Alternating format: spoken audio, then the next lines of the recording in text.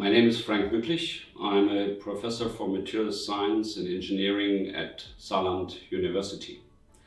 The specialty of my institute is that we work on characterization of the microstructure in advanced materials, and we characterize the microstructure as well in the micrometer scale, as well as in the nanometer scale, and even in the atomic scale.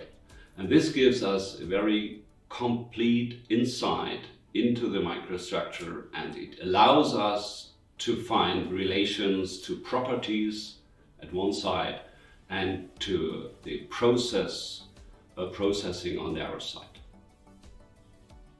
The interesting thing with FAFil project is that we have a chance to understand what's going on during 3D printing, because we built the material and the microstructure and the component at the same time.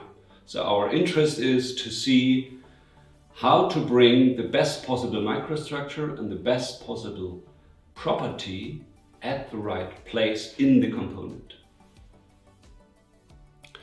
In classical materials, the goal is to have completely homogeneous properties everywhere in the material.